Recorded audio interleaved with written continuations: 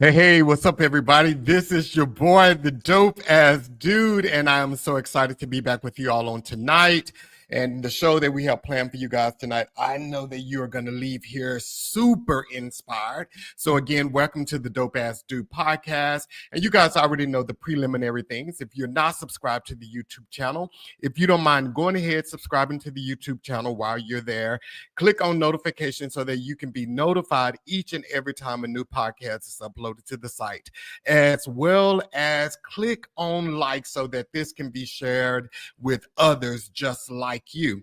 And if you don't get a chance to listen on Monday nights, you can always listen on the go on Apple Podcasts, YouTube Music, Spotify, and iHeartRadio. Again, that's Apple Podcasts, YouTube Music, Spotify, and iHeartRadio. And you already know you can watch it live each Monday, 7 p.m. Central Standard Time on Facebook, LinkedIn, X, and YouTube. So again, that's Facebook, LinkedIn, X, and YouTube.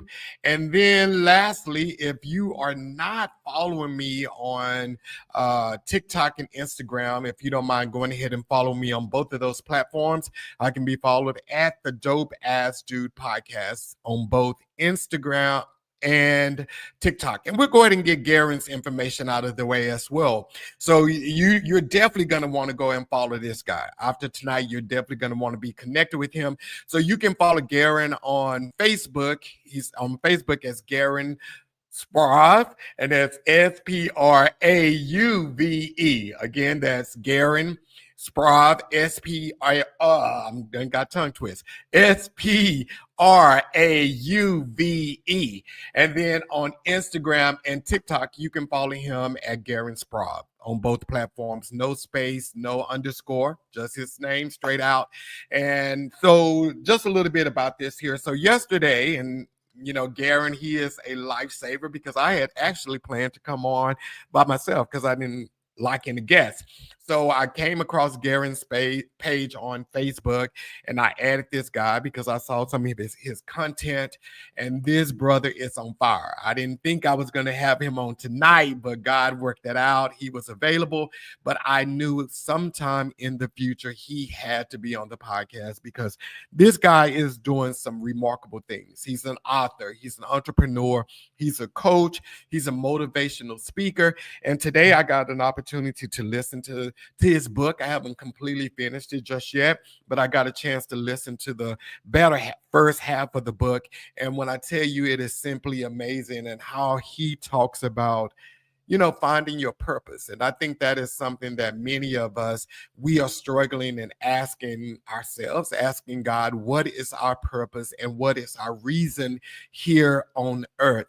And so yesterday when I reached out to Gerren, he was able to come on, and like we said in the chat and we talked for a minute there. And this dude was like asking some dope questions, and he was really on fire. So I'm going to go ahead and bring him on out here because I want, and this is just something, if you watch the podcast and if this is your first time, I normally don't talk to the guests behind because I want to find out when you guys find out. So it's an authentic conversation and we talk, and tonight is going to be amazing. So let's go ahead and bring Gerren on.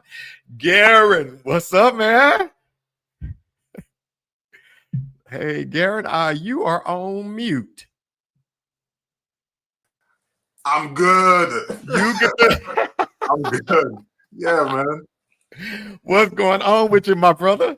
Listen, I'm blessed to be here, man. I appreciate you. That introduction, yeah, spot on to a lot of things, and even how we connected yesterday, man, which was pretty cool.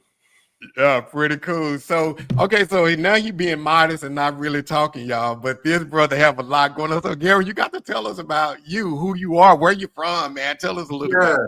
All right, cool. So I was born in San Juan, Puerto Rico, back in 1977. Okay, I'm a 47-year-old baby.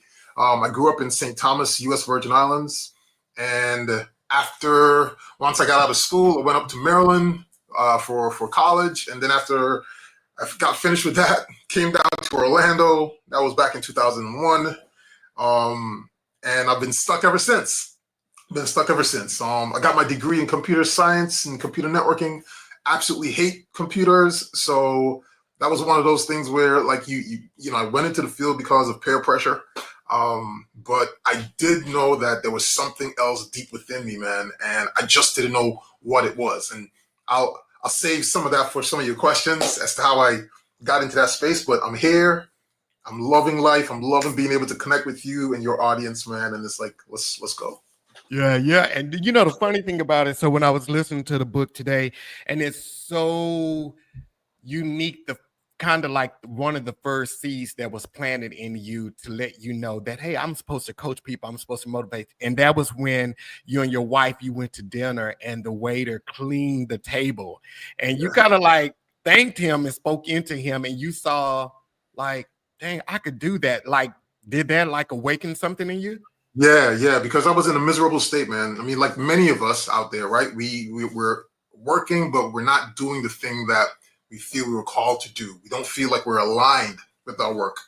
And I was just wide open. I told myself, like, yo, just be wide open. Pay attention to everything that's going on around you.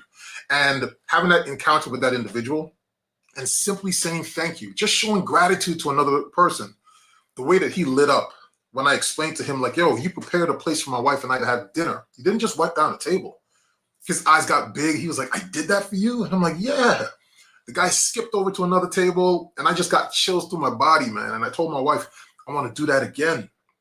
And what I was thinking about was creating thank you moments. Just thank you moments everywhere I go, even in conversation with you, people at the grocery store, at the gas station, thank you moments. And I built a business just creating thank you moments, man. So all through 2008, 2009, when we had the whole crash and everything, I was just building my commercial cleaning business at the time.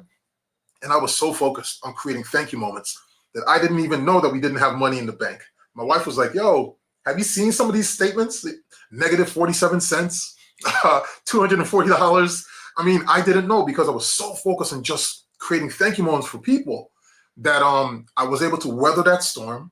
Some of my clients fired their employees and kept me as the cleaner because of the energy that I brought to the space. And we were able to rebuild the company, keep it going. So for the past 19 years, we've had that company going here in Orlando, Florida, man. It's been pretty cool. Wow. Because, like I said, when I was listening to your book and everything, and like you said, creating thank you moments, because I think that is something that we take for granted, just the small things that people do that make us feel good in the long run. But you took notice of that and it lifted that guy, but it also woke you up. Yes. It woke you up. Yeah. And I thought that was so cool, dude. I thought that was so cool. Yeah. So, okay. So I know, like, one thing, and it was in one of your videos. You was coaching someone, and they were telling you kind of like what they like to do, and it was like a aha moment for you, and you was like, "That's your superpower." So, how many people do you encounter that really don't even know their superpower? Is that common? Yeah. That it is, and I think it's because a lot of times people get jobs and they just perform. They perform the job. I remember one time, and I can't remember if it was in the book or not, but while I was working at this insurance company here in Florida, in Orlando, I remember going to my manager's office and saying, yo, Larry, who am I? Like, what do you see in me, man? Like, who do you think I can be? And he said to me, Gerren, we hired you to do a job. I want you to go back to your desk and do that job. Brother, that was the longest walk ever. Just walking and seeing a sea of cubicles, people's heads right above the cubicles, they're just churning away. And I'm like, is that what I'm supposed to do? But it opened up something in me. He wasn't supposed to have the answer, man. I had to find that answer for myself, So when I meet people and I'm talking to them and they feel downtrodden or they feel like, man, like I don't want to be doing this anymore. Once I begin talking to them and teasing up their greatness, all of a sudden you see a smile creep across their face. And they're like, that's me. And I'm like, yeah, like, let's go. Like play with it. Like, do that, man, and see how you feel about it. So that's one of the things that I love to do, which is tease up your greatness. But, okay, so, like, how is it Because some people think that they're already fulfilling it. They're going through everyday life thinking that they're fulfilling it, and then they reach a certain point in their lives. They be like, "Well, what have I been doing the Mm. past couple of years?" So, like, how do you find that though? Like, how do you find what your true calling is on Okay. earth? Okay. So check this out. Couple steps. I know you're laughing, right? You're laughing. I got to get into the state. So I'm going back. I'm going back to while I was working at this insurance place. I love people, and you saw if you were to reflect on how we connected and just how we just engaged immediately, boom, right into the conversation. That's always been me. I worked in a space where I would have hundreds of people calling in. I'm talking to employers, employees, attorneys. I'm talking to people all day long. But I never knew, like, I never saw the gift that I had of speaking to people. I was just frustrated at doing the work. So once I took a step back, paid attention to the things that I love, and started seeing the opportunities I had, all of a sudden things kind of bubbled up inside of me. So one of the things that I do, one of the steps that I do when I speak to people is I use this method called the SERVE framework. Okay, it's a 5-step. Simply, I connect with people to see what's real. Serve, the S is for see what's real. So I engage. You remember some of the questions that I asked you yesterday, right? I engage. E stands for engage authentically.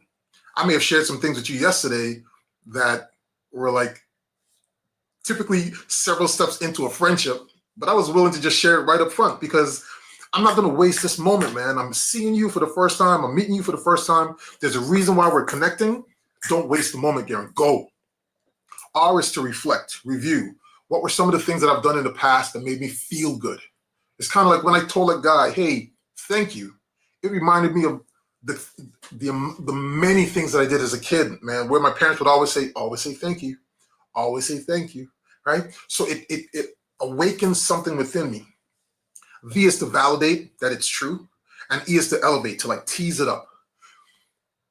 The thrill that I felt, the chills that you'll get when you start thinking about the things that you loved to do, the things that made you feel like a kid again. All of a sudden now, if you just hold on to that, don't judge it, don't beat it down, don't say because I'm an adult, I can't play with life anymore. I want you to take that and lay it over your work. Start looking around with a new set of lenses. You start looking around with a different set of lenses, so all of a sudden you're seeing opportunities.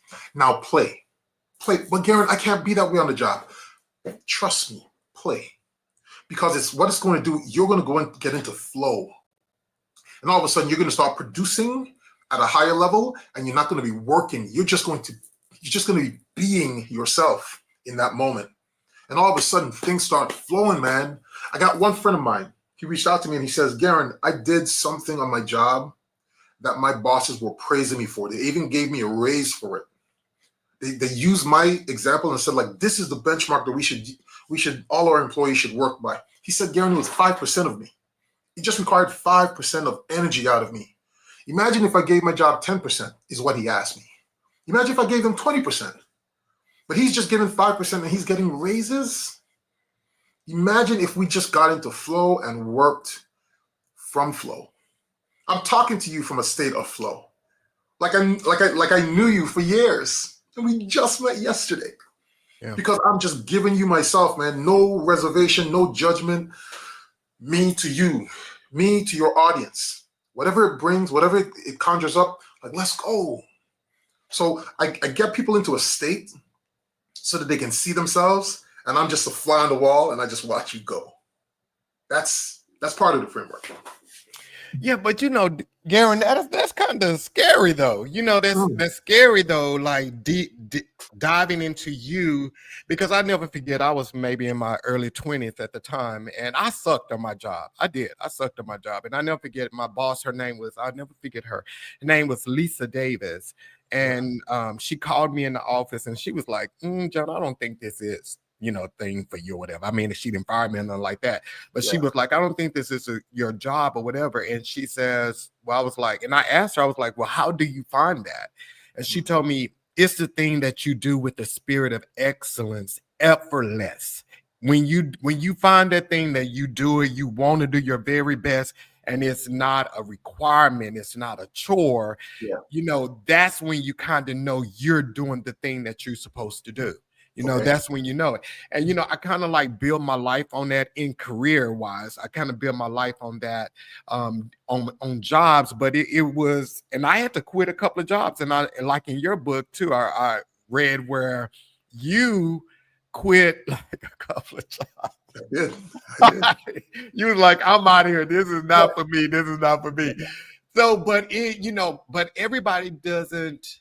It's scary. Like I said, it's scary to like walk away from a job if it's not fulfilling you. It's scary to jump in and dive into yourself. So, like if you're still trying to figure it out, and I love in your book, it asks the question, is this all there is? Is this Yeah. all there is? Yeah. Like, again, I'm just gonna have to ask you, like, how do we get over that fear and get into who we're supposed to be? So, all right, look, can I be honest with you? All right, let me be honest with you. So when I was a kid, I was sexually abused. Okay. And this family member I loved dearly, still do.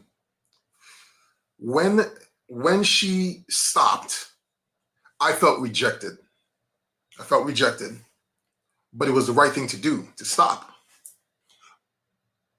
From that point on until I was probably 40, so 7 years ago, I was rejecting the world, rejecting people. If you started getting close to me, you started showing me a little too much love and affection, rejection, because you're going to leave me anyways, just like my family member did back when I was a kid, right? So it was stuck in my head. While I was growing up, while I was going through college, my early 20s, I knew that I loved people, but there was a part of me that would still reject people. So I was in this dichotomy where I'm loving on you, but then it's like, it gets to a point where I'm feeling too much feelings, rejection. So I was on the river on the bank, always just dancing there. I couldn't understand what was going on inside of me.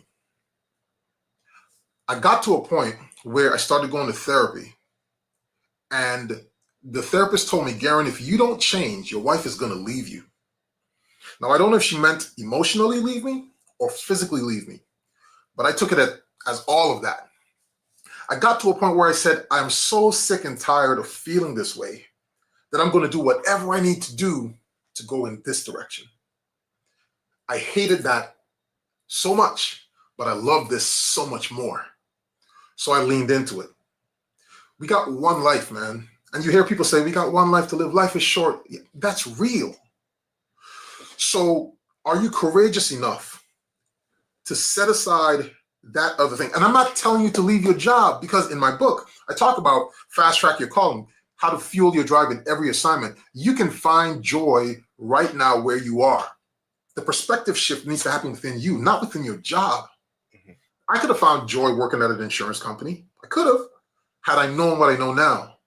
So when you say that it's scary, what's really scary? Is it because you think you have to quit your job to move on to something else, or is it scary to go within? What's scary to you? Yeah, I think it's the whole going within, but I think also too, sometimes, and I'm glad that you just said, find the thing at your job that, brings you joy, because a lot of times people think, oh, I need to leave this place. I need to leave this job. But Yeah. like you just said, you have to find that thing that brings you joy in that current assignment that you're in, and do it. But I do believe that it is scary it's been scary for me in the past, and I think it's scary for some people to dive within, because there's always that element of comparison. And what I mean by that is, we'll say, okay, I'm 50 years old, I was supposed to be here, here, here, here, here, I'm not there, so let me, it's no need in me trying something different and going with what's inside of me, because at this point it's too late. So at the age of 50, if you were to live until you were 84, you have another 34 more years, another 34 more Christmases. That's too late. if we go down in history, John, and we checked with some of these millionaires that we know of now, they actually became millionaires in their 50s. The Sam Waltons for Walmart, Walt Disney, they became millionaires in their 50s. So they were working at a thing, failing, and then they hit it big in their 50s. Meanwhile, the rest of us, we get to our 50s and we think like, that's the end. You still got more life to live, man. So much more life to live. With the wisdom that you now carry, you will be accelerating at life much faster than you did when you were 20 through 30 or 20 through 50. It's a different ballgame, man. And that's why I try to encourage people to let them know, like, you are the greatest asset ever. There's such wisdom within you, man, that you just need to just tap into. Like, it's just sitting there untapped, waiting for you to just say, like, hey. Let me share this with you. Those years that I told you where I was rejecting people, I didn't know how to define my emotions. I would define them in a negative way often, in a way that wouldn't serve me. So I was always thinking of something negative, always creating anxiety. When I finally got to the point where I honored my emotions, like if I wanted to cry, I'm going to cry. Like right now, if I want to cry, I'll cry, and I don't care. If I feel a chill, if I feel a feeling like something's running through me, I'm going to pause and pay attention to that. Like, Gerren, what's up? Why do you feel that way, dog? And I might just sit here with it, sit in it, think about it. Okay, so that's what it is. You feel blah, blah, blah. Okay, is that true, Gerren? No. All right, so let it go. Okay. All right, I'm okay. And then I walk away. I process my emotions. A lot of people are scared to process their emotions.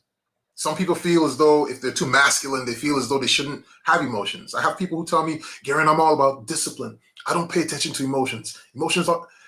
It's a sign. God gave it to you. It's like, hey, pay attention. Pay attention. And if you just simply pay attention to it, you can accelerate your life. But too many of us are trying to suppress emotions, thinking that it makes us soft or it makes us emotional in making a decision. It's not about the decision. It's just a flag to say, like, hey, pay attention. There's something here for you, a gift for you. Have it. But that's the world we live in, isn't it, Gerren? Like that, we are supposed to just pick up and move on. Like, you can't. I mean, that's what most people believe. They believe like, hey, I can't, because see, I feel mine. I'm like you. I process when I'm going through stuff. I sit in it for a little bit because once I come out of it, I want to move on from it. I don't want to stay there and linger in it. But most people, we get distracted. We find distractions to keep us from feeling vulnerable, feeling hurt, angry, and all of that kind of stuff. So how do we, what advice do you give to people? How can they stop being distracted and just start feeling? Yeah. So it's a decision.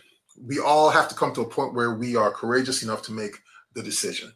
Nobody can do it for you. Now, with some of my clients, when we're face to face, I may get real close to them, put my hand on their chest and their heart, and just like hush, like just like shh, like it's okay. Like let's talk through this. Just to calm them down, to settle them down, because their brains is going like, I gotta get away, I gotta run. No, I don't like this feeling. Oh my God, And it's just to settle them down. And sometimes this is why community is so strong, man. Sometimes just being the person in the room that creates a safe space for someone to settle their thoughts, settle their minds, for them to know that you are there with them, right? For you to share something with them that lets them know like, Gerren understands, John understands. Like, so when they calm down and they realize that they're okay still, it's like, all right, how are you feeling? Like, what are you feeling? They express it. What does that make you feel like? Like I peel back the layers, man, just to allow them to just and realize that someone is there with them. You're okay. So when they start getting tense, you're okay. Hey, your brother's right here. Your sister's right here. You're okay. Just talk to me. When they go through the experience, man, and they realize that it was just a feeling and they were not in danger. They weren't going to die. The world wasn't going to come to an end. All of a sudden, they realized I can do this. Let me tell you something real intimate. I'm putting myself out there. Right? But I'm doing it because I believe it's important. I remember the time when I sat right here at this desk, and literally I took my hands and I just started rubbing underneath the bottom of this wooden desk. And I started feeling the sensations in my fingers. They were so strong. I started paying attention to my butt on the chair, my foot or my feet planted on the ground. I started feeling everything. If the cool breeze came, the AC blew, and my skin started to tingle, I felt that. I stayed with that. Like, I became very present with that.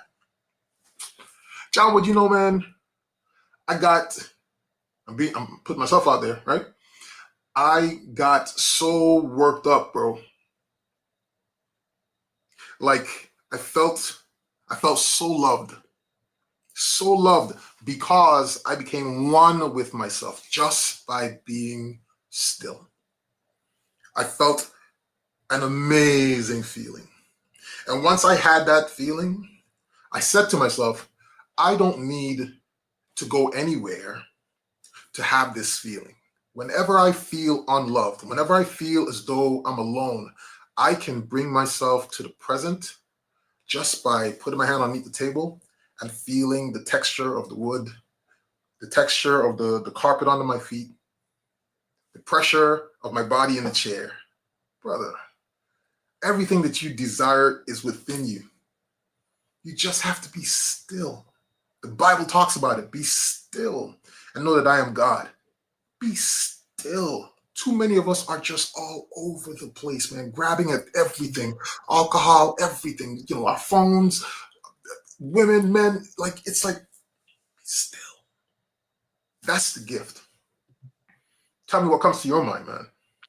I agree with you, the being still part. I agree with you. And I do understand that the world is noisy. And it's really not even the world. We're noisy because we have so many things going through our heads all the time. We're worried about this and we get over that and then we move to that.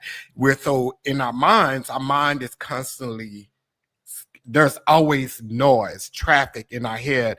And it's hard to think, man. It's hard to be still when your world is chaotic. It's chaotic. But for me, like honestly, like I said, I process stuff. I really do. I process things as they come. And so I sit in it and like my head, sometimes I can clear my thoughts. I can clear out everything and just deal with it. But that's not the case for everybody. Some people, they dealing with life. Life is life. And not saying I'm not dealing with life, but life is life for them. So it is somewhat difficult for them to silence the noise and be still and feel calm in themselves. So like, I know you did it. Was that something that just instantly happened, or did you grow into that? It was definitely a practice. It still is a practice. I run a business, man. I run several businesses, and there's stress all the time. For the person who has a 9 to 5 and they go to work and work is there for them to do so that they can get paid. From an owner, from a founder standpoint, you have to create opportunities for people to now go to work to then have work so that they can get paid. There's always stress in my world, always stress. And I have to quiet the noise because otherwise I'll go insane. It's just too much, man, for us. There are times where, and I've made a post about it, where I'll get up from my home office and literally, like, I'm so stressed out in my clothes. I'll just walk out, go in through the living room, go out, walk right into the pool and just like Gerren, shut up. Just submerge myself under the water because my brain is all over the place. So I have to choose to get up and go. We all get to choose. It's a choice, man. But nobody can't lead you to the water, man. You have to decide. It's a decision that we all have to make. Now, once you make that decision, what are the steps, right? And those are the things that we can get into. But are you willing to make the decision to just be still? I take myself on solo trips. I find So one of the things that I do is my wife, she would go out and she would find me an Airbnb, a very minimalistic. She knows the criteria for me. Very minimalistic, 1 to 2 bedrooms tops. Not much furniture. Doesn't have to have television. In the mountains somewhere or somewhere close to water. Those are the 2 things for me. I go there with a book or 2 and a notepad. I might take my mountain bike if I'm driving, or if I'm flying. I'll find a Jeep that I can go out someplace into the wilderness or into the forest somewhere. But I'm going to a place where I can be quiet. No phones, no radio. I don't touch base with my family. Like I might wake up in the morning and let them know I'm alive, but I have rid myself from all responsibility, and I go somewhere where I can just write down my thoughts or just listen, just quiet my mind. We all have a choice, and we can make it. Yeah. Yeah. And you know, the funny thing about those solo trips, they are super scary. The first one, at least for me, like when I first took my first solo trip, I never forget it.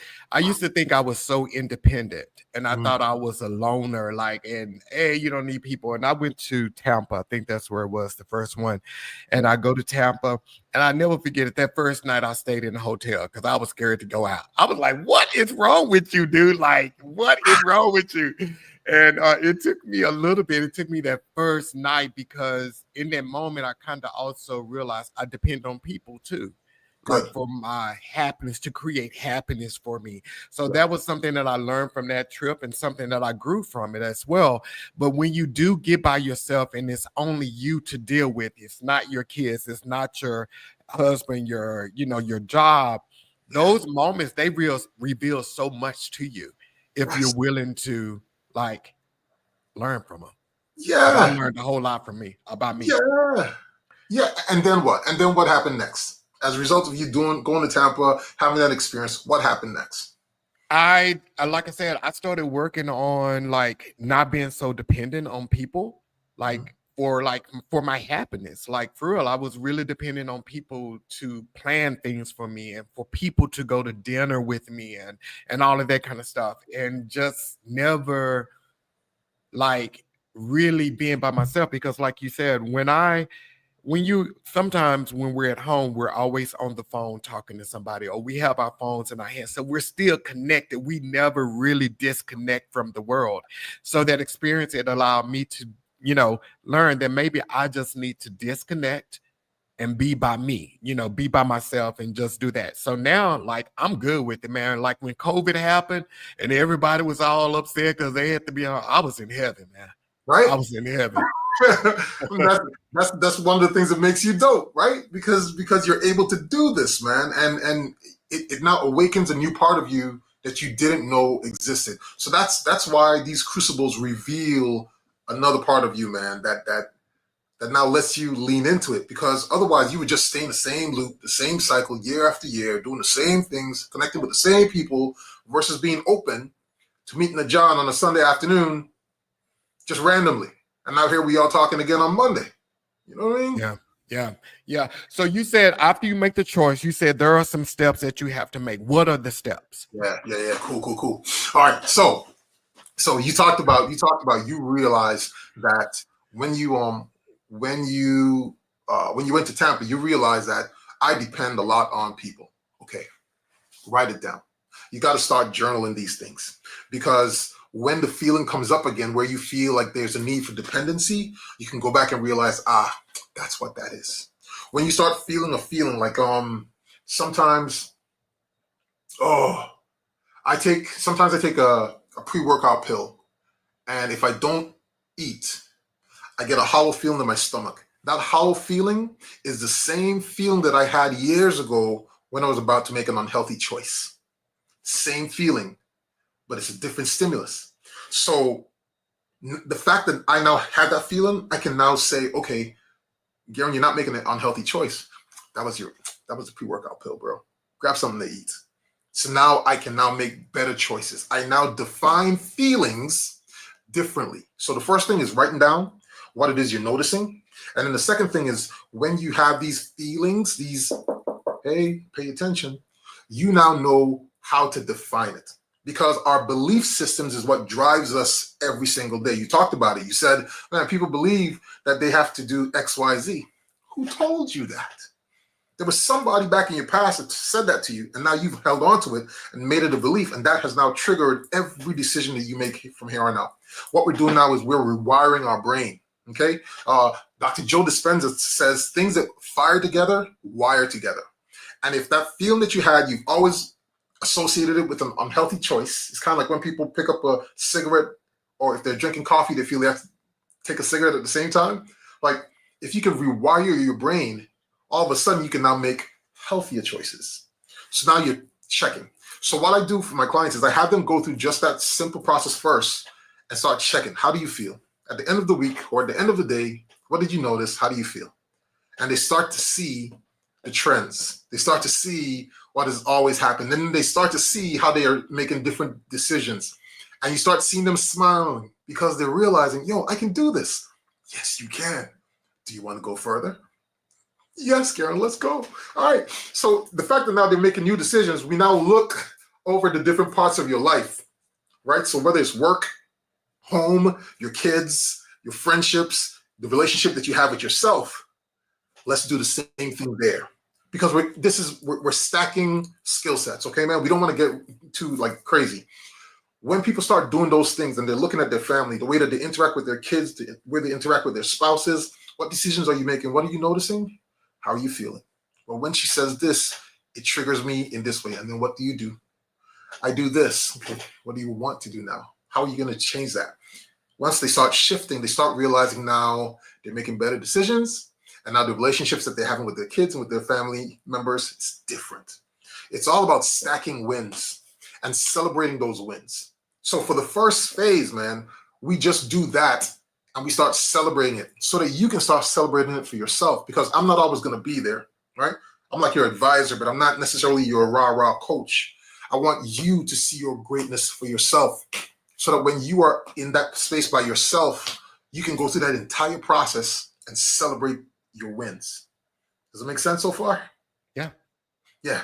So I don't want to go deep into it but for right now, those are the first 3 steps that we do, man, to help people, because a lot of people are walking around not celebrating themselves. They don't see their wins. They don't notice it, right? They make a great accomplishment and then they move on to the next thing. Can you celebrate? Just pause and celebrate as opposed to just keep going, man. That's the life that we're living right now, and it's not cool. So I slow things down. That's what I help my clients do, slow things down. But that's scary there too, Gerren. I ain't gonna lie. Like, so, and the reason I say that, yeah, I mean, but for me, I celebrate everything. So I ain't that person. Like I said, so you're speaking on behalf of your audience, the people that you know. Yeah, he's speaking on behalf of them. He's speaking on behalf of them. But like sometimes I think people do believe that they have to go, because if you don't go, it's like you feel like you're being left. Some people feel like they're being left behind. You feel like, hey, well, I graduated with my bachelor's. Now I need to get my master's. I don't take no breaks in between that. I just start school, take one summer session off and go straight back into it. So there's really never time to celebrate, because when you really, people they really don't celebrate themselves because they're on to the next thing. They're on to the next thing. And that really is kind of sad too, that people don't stop and celebrate that. Yeah. I mean, you hear about people dying from heart attacks, right? Burnout, strokes. They're competing at this whole accelerated rate of performance results. And the world has told us, like, we have to produce in order to create value. So now you have AI. You have AI now, which can do so much, so fast. And those same people who would always be working, always trying to perform, now they have to compete with AI. You can't. Not on that kind of performance, not on that metrics. The one thing that makes you different, the one thing that gives you the edge is being human. I don't know if you believe in the Bible. I don't know the background, but I heard a story in the Bible where it talked about Adam and Eve were created and placed in a garden. What do people do in a garden, man? Are they hustling in a garden, or are they tending to planting a seed and watching it grow? everything was at a slower pace. We got to a point where everything has to be at a rapid pace and people are dying. I'm trying to be around for a little bit longer, bro. I'm 47 years old. I got 2 young daughters, right? Beautiful wife. I'm trying to be around. So I'm slowing things down and still getting better results. Not just from a financial standpoint, but from a well-being standpoint. What good is it, man, for you to have a whole ton of money in the bank and you're dead or you're in the hospital? You can't even enjoy it. I like the idea of like mixing it and like having great years financially and still being able to be present for my kids. Right? I've taken my kids to school. I take them to their events. I'm there. People oftentimes say, "Man, pay attention." You know, kids grow up so fast. My kids are 11 and 12. They've been growing up slow because I've been present. I may have sacrificed a little bit of profit to be present and enjoy my kids growing up, because once they turn 18 and they head out, I don't have them anymore. So it's prioritizing the things that are important in your life, man, across the board. That's why I say after you learn how to take those first 3 steps, you start looking at every relationship you have in your life: family, friendships, yourself, your spouse, all of that. And then we set new benchmarks so that you can see wins. You can stack wins in every aspect of your life versus just financially. Like, that's fleeting, man. Money comes and it goes. It's fleeting. So that's the, I know it's a little bit challenging, man, for folks, but it starts with a decision. It starts with a decision. Okay, so let me ask you this here, Gerren, because last week's podcast, we talked about life after divorce. Then so we talked about life after divorce. So say, for instance, we got a divorcee.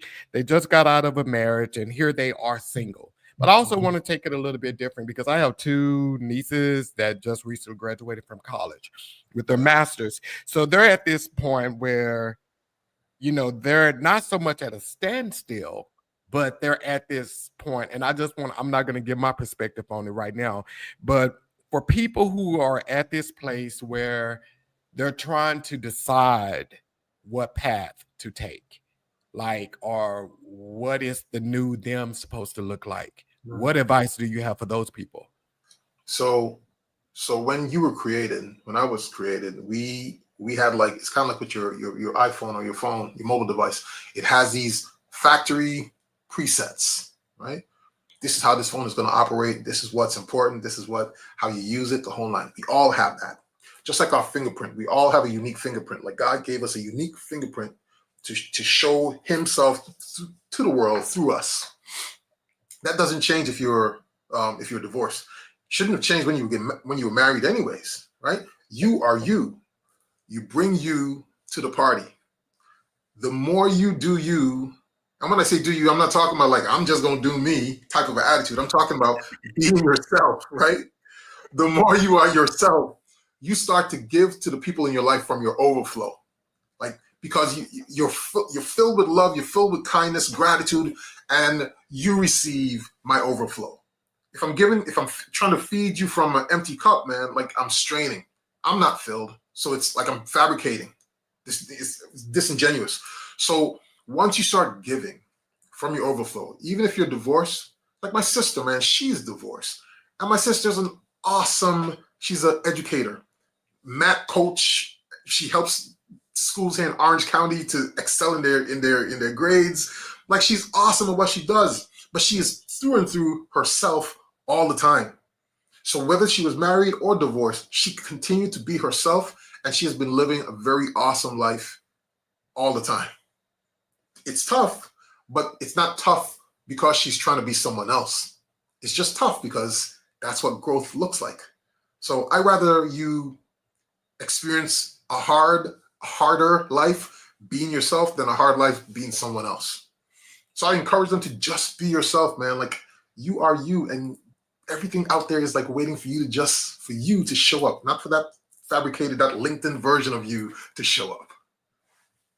Love it. And I love how earlier you said about shifting your perspective and the way that you look at things, because I think too, a lot of people, when they get to that place where they're coming out of a divorce or a relationship and maybe they were in it for so long, they always look at it as, hey, like, I lost everything, and like, what do I do here? But I always tell people now, like, when you come to those places in your life, and this is even with college graduates and everything, I had that conversation with my nieces, is that right now they're at like one of the most beautiful places they could ever possibly be in their lives, because they have the opportunity to create whatever they want from here. So people who have just got a divorce, you can look at your life as being over, or you can look at your life as this is the new beginning. Sure. This is another beginning for me. Not, yeah, just a new beginning, because again, you can create whatever you want in your life if you change your perspective, as opposed to I lost and I gave this person all of this. No, this person has equipped you for what is to come. You're a better version of yourself. If Let's go. You see it that way. If you see it that way, you can be the victim or the victor. Most times we play the victim, though. Listen, man. So my brother and I, we have a fuel and distribution company in the Caribbean, and we had one client of ours who we filled up their boat with fuel, and they said that water was in the fuel. Now we've tested our fuel. Well, we didn't test it at the point, but we fueled up for different companies and so forth, and they didn't have any issues. But this one client, they said that water was in our fuel. So we called them, we spoke to them the whole night. As a result of that, we lost them as a client. But what we decided to do next was we will test our fuel every time. Before we fuel it up, we'll test it with strips in front of our clients so that they can see and guarantee that our fuel is pure. Our clients are looking at us saying, like, that's what you guys doing? And we're like, yeah. They're like, this is awesome. This is better than any of the other companies around here. Yada, yada, yada. Now all of a sudden they're talking about us, right? Bro, as a result of that one client that we lost, who said that we had put water in their fuel, we have now created a whole new version. So guess what we do? We thanked that client for what they did. You see what I'm saying? Because it triggered a new version of us. And the same thing, man, if you've had some really cool experiences with your spouse, your ex, right? You got kids or whatever it is, like, you can thank them. And all of a sudden now, like, say, because of this experience, I am now becoming this person. Thank them. Don't get miserable, because otherwise you'd be the same. So, but like you said it, man, it's all about the different perspective, a different lens. We all get to choose. Choose. But yeah, you got to choose. That is so true. So, okay, so for college grads that just, for college grads that just getting their lives started, what advice do you have for them? Man, play with life. I just said this to my nephew the other day, man. Play with life, especially because, from the ages of, let's just say 21 through 25. And when I say play with life, I don't mean like experiment and do some crazy things. But just try it out, man. Try different things that may interest you, because a lot of times people feel as though they need to lock themselves into their career from right then and there, right out of college, when you haven't even experienced life a little bit. Just test something out, man. Intern here, work at this place, see how you like it. If it feels good, try something else, see what you like, see what you don't like, and then like settle in to something and just give it some time. Bring your personality to the party, though. Don't just look at it as being work. You have an assignment at that job. So when you, like, if you're working, I don't know, if you're working at, I don't know, pick a company in Darden. If you're working at Darden, like, you have an assignment. There's someone there for you to meet. There's someone there for you to transform. Someone there for you to learn from. Go into that job, that position, that career, knowing that there's an assignment. But you have to bring you to the party, because otherwise you're going to miss the assignment. You got to stay present. And I know as I'm saying these things, they may seem so easy for me now. But if I go back to when I was a younger kid, I would just simply say, man, like, just pay attention without judgment to what's happening around you, and see how it tickles you, the kid in you. Like, just pay attention. Don't judge. Just see how it tickles. Does it like make you feel good? If it makes you feel good, write it down. I want to do a little bit more of that, and find ways to do a little bit more of that. Just like me when I said I wanted to create more thank you moments. I'm intentional at that. If I have to sacrifice being vulnerable, I will do that to create the thank you moment, because that is what I am committed to doing.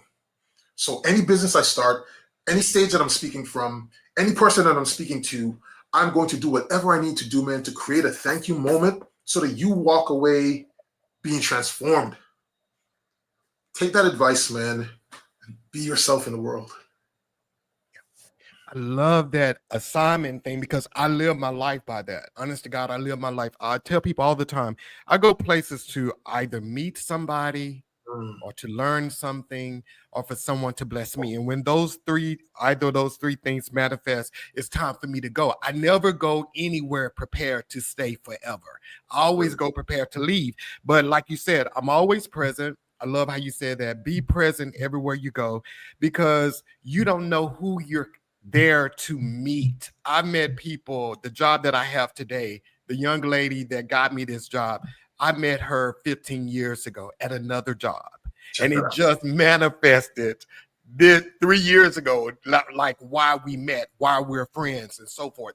So you go places to connect with people, to learn something, or to do something, but be present and do the job with excellence because you don't know who these people are in your future. But yeah, 100%.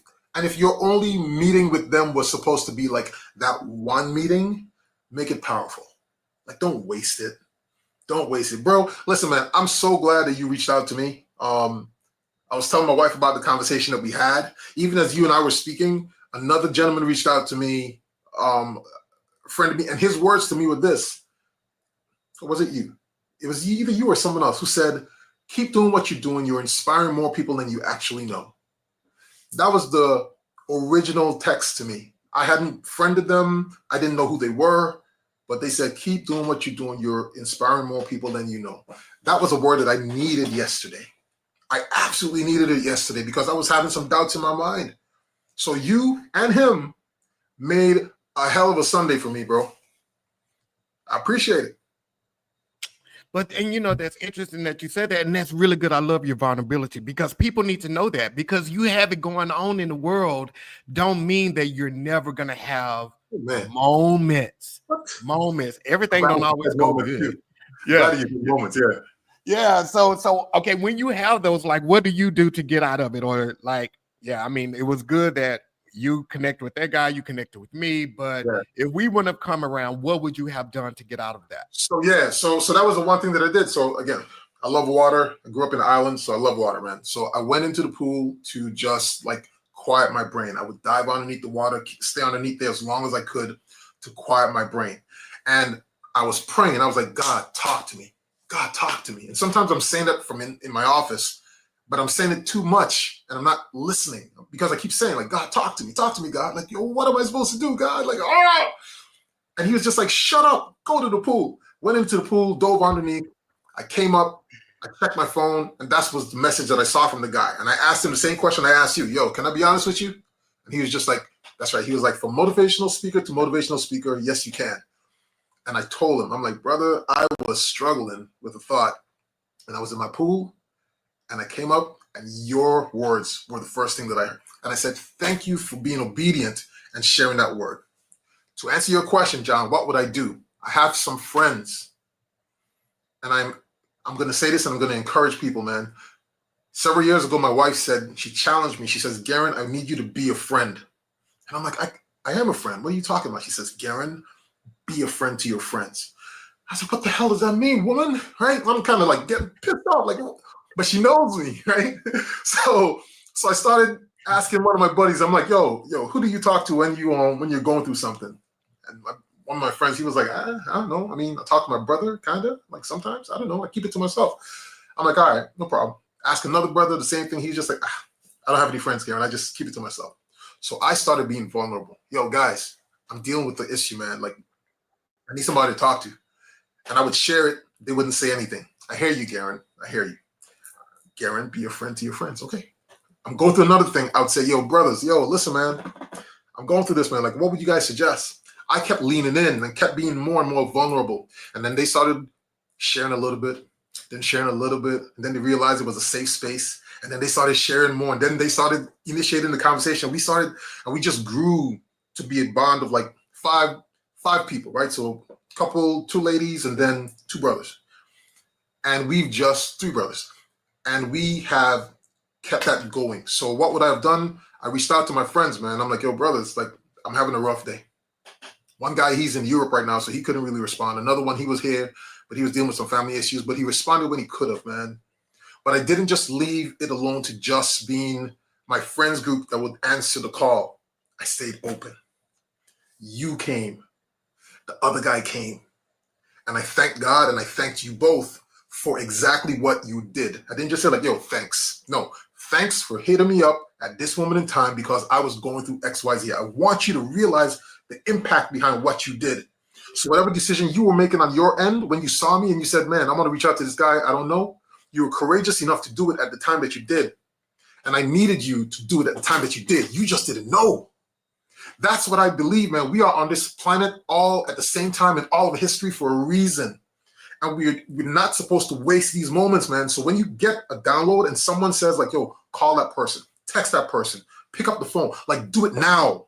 Because it could be the answer to what it is you've been praying for, asking for, calling for. But you got to be obedient and do it now.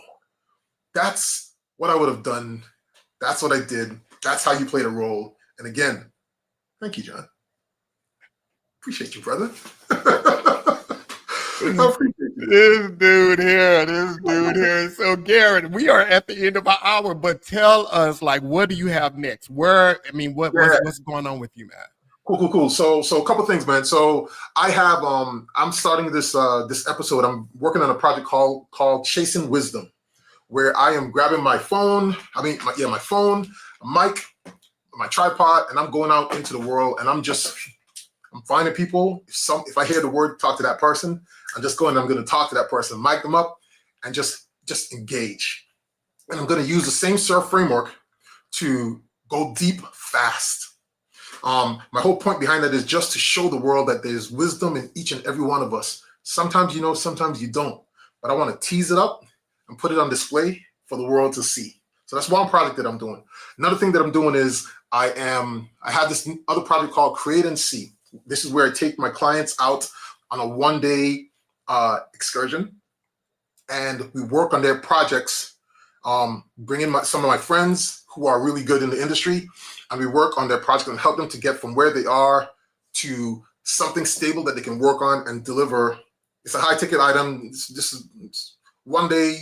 It's about $15,000 that we're working on for this one, and then we have another project that we're working on where we take some of our clients overseas, right? That's a $50,000 offer that we're doing. And what else I got? So Chasing Wisdom, Create and See. I'm working on another book. And then, of course, the fueling company back in the islands. I'm staying busy, man. But I'm 47. I'm at that place in my life now where like I can think faster and I have the resources, meaning the people around me. I'm leveraging the people around me to do things quickly, man. So when people are thinking that because you're 50, it's time to retire, this is actually the time where you're supposed to turn it up. Turn it up. Let's go.